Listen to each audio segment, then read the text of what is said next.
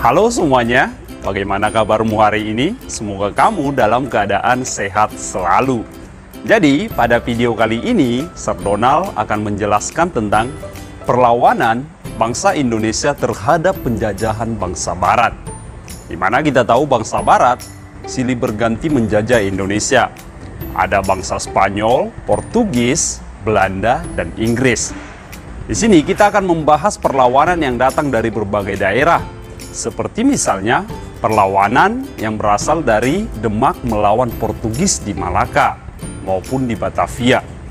Yang kedua adalah perlawanan masyarakat Aceh melawan Portugis. Yang ketiga adalah perlawanan kerajaan Mataram Islam terhadap penjajahan Belanda. Yang keempat nantinya juga ada perlawanan yang berasal dari Makassar yang dipimpin oleh Sultan Hasanuddin, atau lebih kamu kenal dengan ayam jantan dari timur. Ada juga perlawanan yang berasal dari Raden Mas Said. Jadi, supaya Ananda mengetahui lebih lanjut tentang materi perlawanan rakyat Indonesia terhadap penjajah, silahkan Ananda simak penjelasan video berikut ini. Pembahasan kita sekarang adalah perlawanan bangsa Indonesia terhadap penjajah Eropa. Kita tahu ada banyak bangsa Eropa yang pernah datang ke negara kita, yaitu ada beberapa negara adalah Inggris, Spanyol, Belanda, dan Prancis. Kita tahu kekejaman yang dilakukan oleh kolonial Hindia Belanda mengakibatkan banyaknya kesengsaraan yang diterima oleh masyarakat Indonesia. Hal inilah yang menimbulkan adanya perlawanan di berbagai daerah melawan kolonial Hindia Belanda yang sangat kejam. Kita lihat yang pertama adalah perlawanan yang berasal dari Ternate. Di Ternate terjadi pertentangan dengan Portugis yang dipimpin oleh Sultan Kairun. Sultan Kairun ini mengobarkan perang melawan Portugis. Ketika Portugis semakin terdesak oleh Sultan Kairun, mereka melakukan suatu politik, yaitu politik damai. Mereka mengundang Sultan Kairun untuk berdamai di dalam benteng Portugis. Tapi disinilah alih-alih ingin berdamai, Portugis membunuh Sultan Kairun di dalam benteng tersebut. Padahal Sultan Kairun datang dengan pengawalan yang sedikit karena maksud baik daripada Portugis. Ini adalah cara licik yang dilakukan oleh Portugis di Ternate. Setelah kematian daripada Sultan Kairun, perlawanan selanjutnya dilakukan oleh Sultan Ba'abullah. Perlawanan berkobar dari seluruh wilayah di Ternate. Akhirnya, kegigihan yang dilakukan oleh Sultan Ba'abullah berhasil mengusir Portugis dari bumi Maluku pada tahun 1575. Yang menyebabkan Portugis menyingkir ke timur-timur. Itulah kita tahu bahwa Timur Leste menjadi wilayah bekas jajahan Portugis yang paling lama salah satunya. Yang kedua kita lihat adalah perlawanan Demak terhadap Portugis. Kita tahu Demak adalah kerajaan Islam pertama yang berada di Pulau Jawa. Demak menjadi salah satu kerajaan Islam terbesar di Pulau Jawa. Pada masa pemerintahan Raden Patah, beliau pernah mengutus Adipati Unus untuk menyerang Portugis di Malaka, yaitu pada tahun 1512 sampai 1513. Tapi usaha ini belum berhasil. Nantinya, Demak kembali melakukan penyerangan pada tahun 1527, menyerang Portugis yang mulai menanamkan pengaruhnya di Sunda Kelapa. Di sini, pasukan Demak dipimpin oleh seorang tentara yang bernama Fatahillah.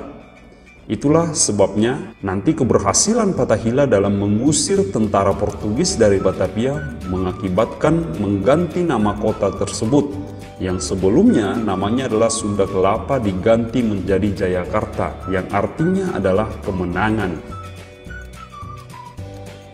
Yang ketiga adalah perlawanan Aceh terhadap Portugis. Kita tahu Aceh adalah wilayah yang sangat strategis yang berada di antara Selat Malaka. Kerajaan Aceh yang dipimpin pada saat itu adalah Sultan Iskandar. Pada saat memerintah, beliau memiliki cita-cita, salah satunya adalah mengusir bangsa Portugis yang berada di Malaka.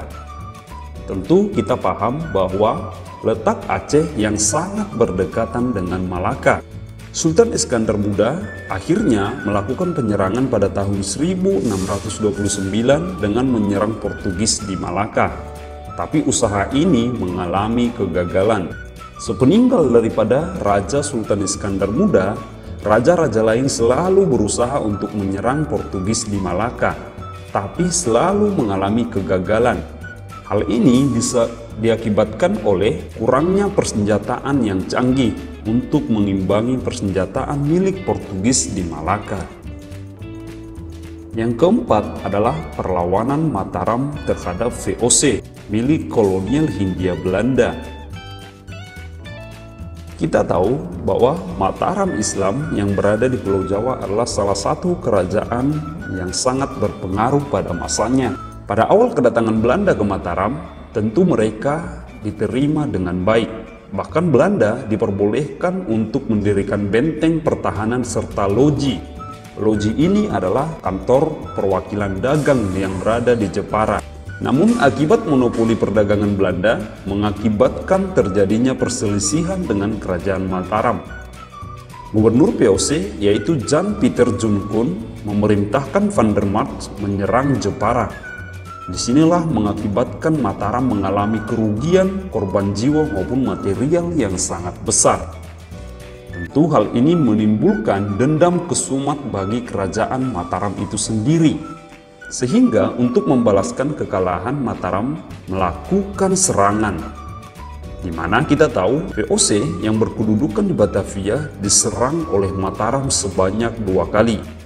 Serangan pertama itu terjadi pada tahun 1628 di bawah pimpinan Tumenggung Baurekso. Serangan ini mengalami kegagalan dan meninggalkan banyak korban jiwa. Bahkan dalam sejarah tercatat 1000 pasukan Mataram tewas dalam peperangan tersebut. Serangan kedua itu dipimpin oleh Kiai Adipati Jumina, Kiai Adipati Puger, dan Kiai Adipati Purbaya. Pasukan Mataram dalam serangan kali ini tentu mempersiapkan diri dengan baik. Mereka ingin taktik kali ini berhasil mengalahkan Batavia yang dipegang oleh kolonial Hindia Belanda. Mereka membenahi diri dengan mendirikan lumbung-lumbung makanan di sepanjang perjalanan dalam ke Batavia. Mataram dalam perang kali ini membawa 14.000 pasukan dalam serangan ini. Jumlah yang sangat besar. Tetapi akibat daripada mata-mata yang membocorkan taktik daripada Mataram ini kepada Batavia, akhirnya lumbung makanan milik Mataram itu luluh lantah dibuat oleh tentara Belanda. Sehingga banyak pasukan Mataram yang mengalami kelaparan ketika berperang. Salah satu penyebab kekalahan Mataram dalam serangan kedua ini adalah menyebarnya wabah hitam atau yang lebih dikenal dengan kolera. Bahkan akibat daripada menyebarnya kolera ini mengakibatkan Gubernur Jenderal Belanda yaitu Jan Pieter Jonkun tertular dan meninggal di Batavia akibat penyakit wabah hitam yang sangat berbahaya. Yang kelima, kita lihat adalah perlawanan Guatalo terhadap VOC. Ingat, Guatalo adalah Kerajaan Makassar. Kerajaan Makassar yang pada saat itu dipegang oleh raja terbesarnya yaitu Sultan Hasanuddin, di mana beliau ini adalah raja atau sultan yang memiliki jiwa atau nyali yang sangat besar. Bahkan akibat daripada keberaniannya dalam melawan kolonial Hindia Belanda, beliau dijuluki sebagai ayam jantan dari timur. VOC mengapa diperangi oleh kerajaan Makassar atau Guatalo? Itu akibat politik monopoli.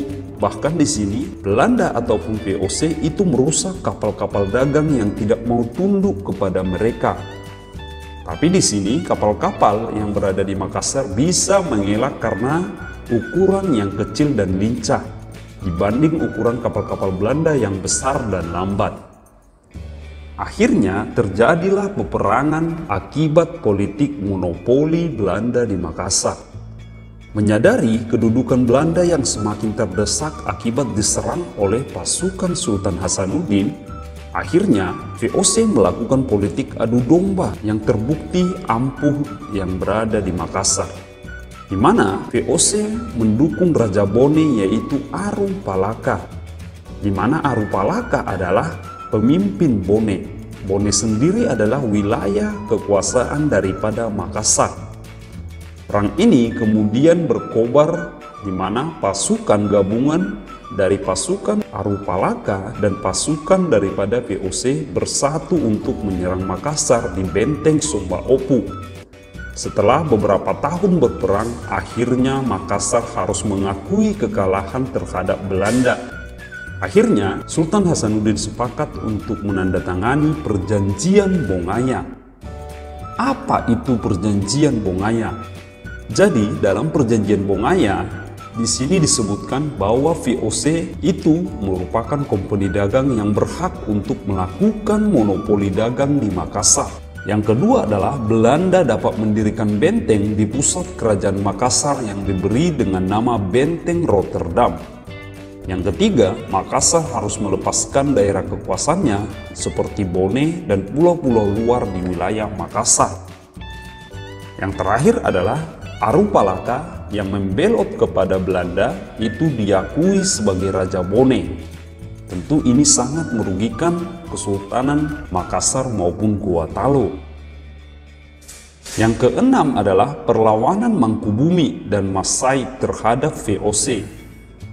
Perlawanan terhadap VOC ternyata tidak hanya dilakukan oleh masyarakat biasa di Indonesia, namun juga dilakukan oleh para petinggi kerajaan di Nusantara ini.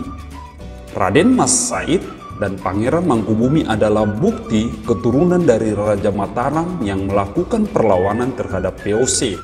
Kedua tokoh tersebut merupakan keturunan langsung dari Amangkurat keempat yang memerintah Mataram pada tahun 1719 sampai 1726.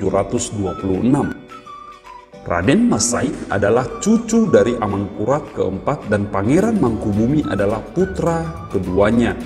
Jadi mereka adalah tokoh penting dalam kerajaan Mataram hingga mengakibatkan perlawanan. Jadi kita bertanya, mengapa Mangkubumi dan Mas Said yang merupakan keluarga kerajaan melakukan perlawanan terhadap VOC? Jadi di sini ada beberapa penyebab atau latar belakangnya. Yang pertama adalah intervensi dan campur tangan VOC terhadap urusan internal Keraton Mataram. Yang kedua adalah sikap Pakubuwono II yang sewenang-wenang terhadap bangsawan Mataram dan tunduk terhadap VOC. Yang di sini Mangkubumi dan Mas Said tidak setuju. Yang ketiga adalah keinginan Raden Mas Said dan Pangeran Mangkubumi untuk mengambil hak atas kekuasaan beberapa daerah di Mataram. Jadi mereka berdua mengklaim bahwa mereka berhak atas beberapa wilayah yang berada di kekuasaan Mataram. Hingga akhirnya perlawanan Mangkubumi dan Mas Said bisa disudahi VOC Belanda dengan taktik yang sangat licik, di mana kedua pendekar yang sakti ini diiming-imingi dengan janji kekuasaan. Yang pertama adalah perlawanan Mangkubumi. Perlawanan ini berakhir dengan ditandatanganinya Perjanjian Giyanti di tanggal 13 Februari 1955. Isi daripada Perjanjian Giyanti ini adalah membagi wilayah Mataram menjadi dua. Wilayah barat akan diberikan kepada Mangkubumi, yaitu tokoh yang melakukan perlawanan terhadap Belanda tadi. Sedangkan wilayah timur akan tetap menjadi milik Pakubuwana ketiga, yaitu garis keturunan Mataram yang sah. Sedangkan untuk melakukan atau menyudahi perlawanan Raden Mas Said, maka Belanda melakukan yang namanya Perjanjian Salatiga.